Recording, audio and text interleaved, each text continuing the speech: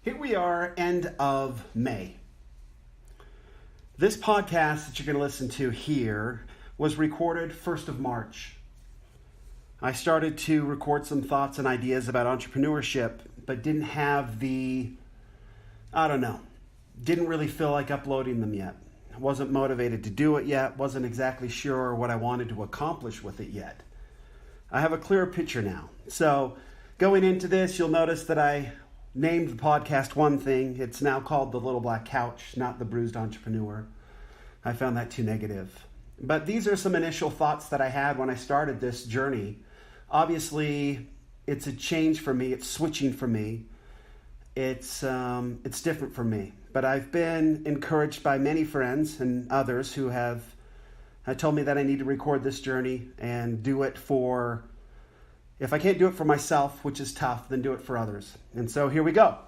This will be the first podcast that was recorded a couple months ago, and kind of giving an introduction to why I was thinking the way I do. I've got about 18 of them between now and the end of May, and they will just kind of go in order of just random thoughts and ideas I had on entrepreneurship up until this point. Clarity came over the weekend, so I believe that these podcasts will get better now that I know what I'm doing. But until then, enjoy these musings of one who has been an entrepreneur for a very long time, but didn't know what he wanted to get out of it, and frankly didn't know what he had got out of it. So I hope it's helpful to somebody. Thanks. Everyone should be an entrepreneur. The chance to overcome obstacles, solve problems, make the world a better place, and dictate your life on your own terms is worth the risk. My name is Aaron Stewart, and I have been researching or living entrepreneurship for almost 30 years now. Welcome to the Little Black Couch, a journey in entrepreneurship. Hey everyone, I'm driving home. I didn't think it was probably a good idea to do this driving home, but Russell does it right in his car, so I figured it would probably be okay. I believe that Russell's hometown is Provo, which is where I live, and I'm good friends with the chief of police, right? So how bad can it be? Anyway, I just wanted to jump on really quick and do a podcast. Decided to launch a new podcast called The Bruised Entrepreneur. I thought about it for a little bit, and anybody who's in entrepreneurship gets beat up a little bit when they go through just the everyday life of being an entrepreneur. And I've been beat up a little bit. I'm sure all of you have been beat up a little bit.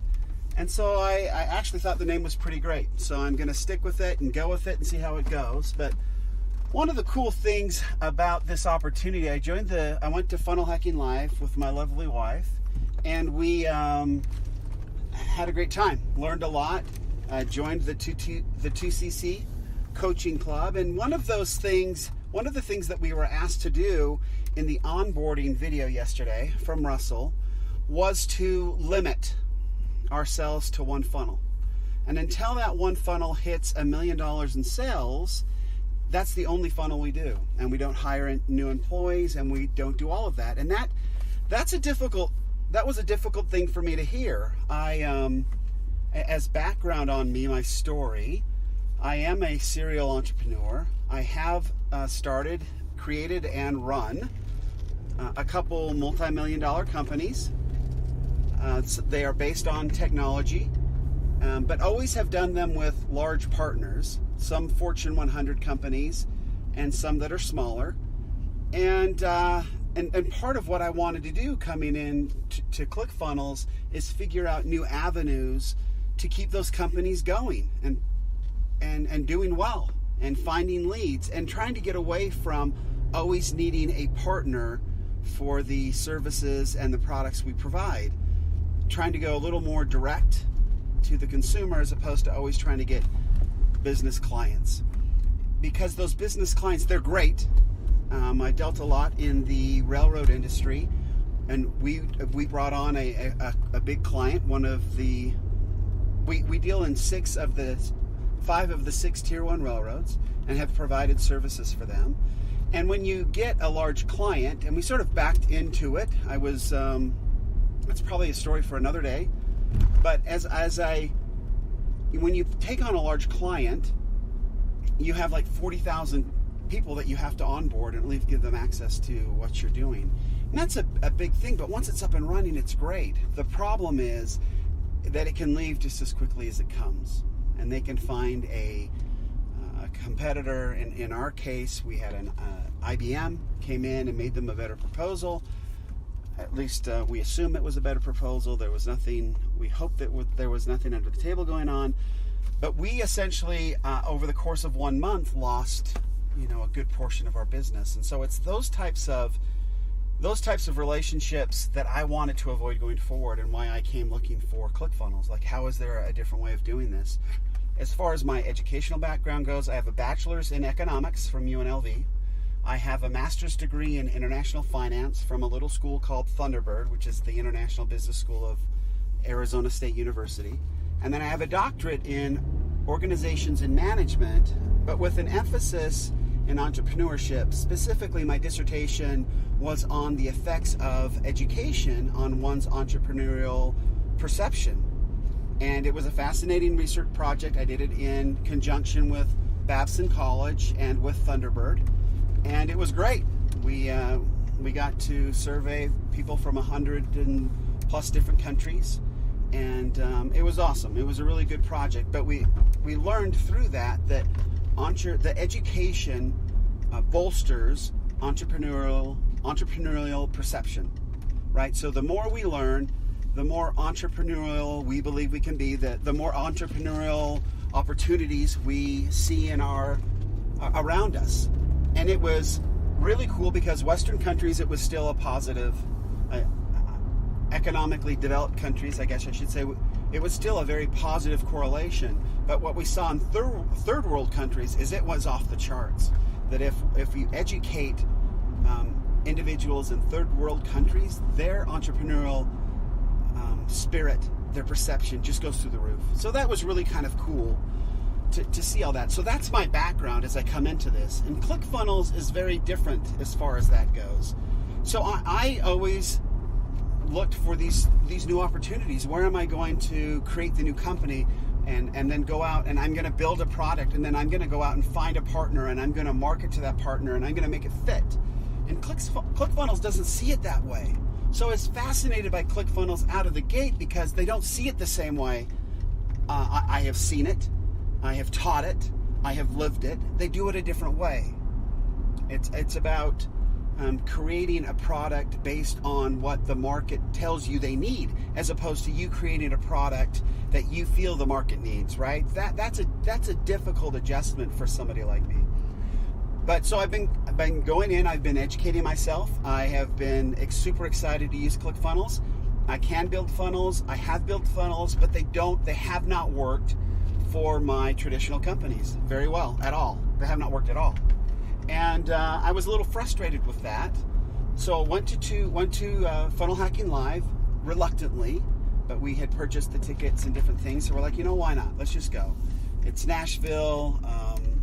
My wife was coming with us. We'd already purchased everything, so why not go and enjoy it and be together, get away from the kids for a few days, and just love it. And so we did. We went out, and it was great. But I was fascinated by the speakers. I was fascinated by their stories. I was fascinated by all that there was to learn there. And the atmosphere, everything was great. I really enjoyed it. And so I came home, we joined the 2 Comma Club. Russell makes his pitch, which was fantastic. Even though I knew that the pitch was coming, like Myron Gold says, you want to be sold, and I did.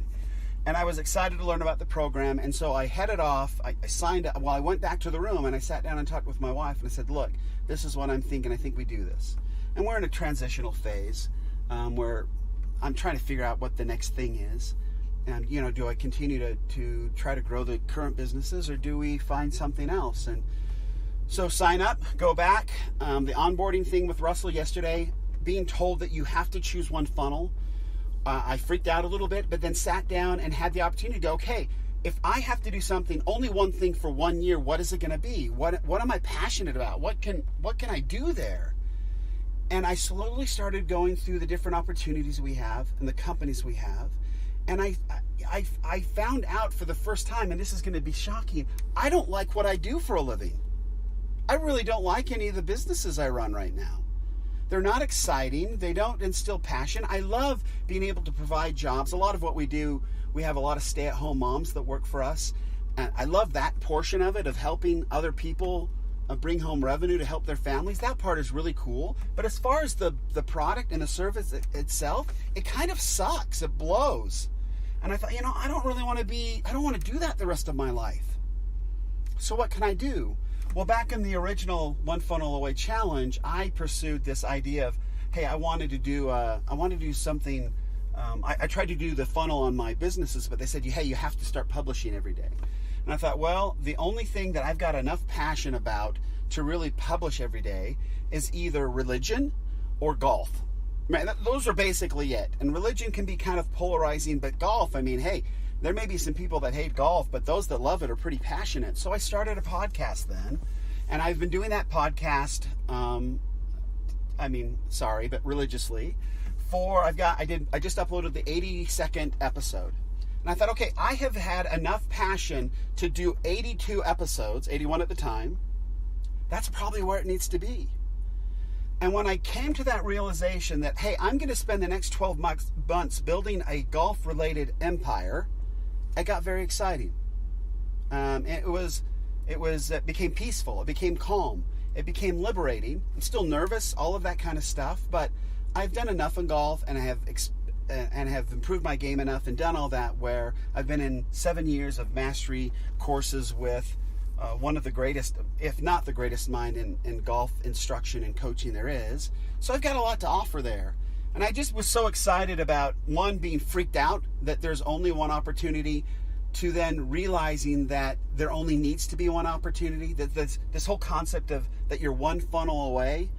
It's not only that you're one funnel away, it's that you need to be only one funnel away. You need to have your focus and your attention and everything there. And so I'm excited for that epiphany.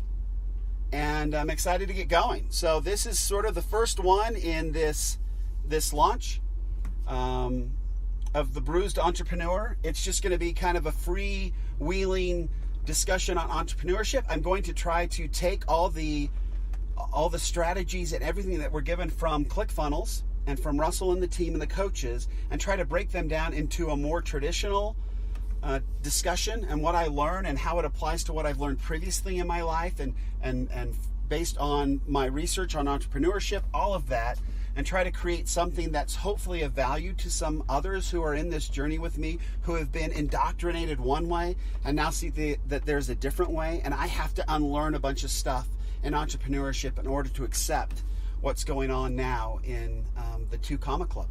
So really looking forward to it, and I'm super excited about this journey and to take it with anybody who's listening. And let's all go be bruised entrepreneurs. And it doesn't matter how many times we get knocked down, as long as we get up one more time than we've been knocked down. So let's do this thing. Thanks.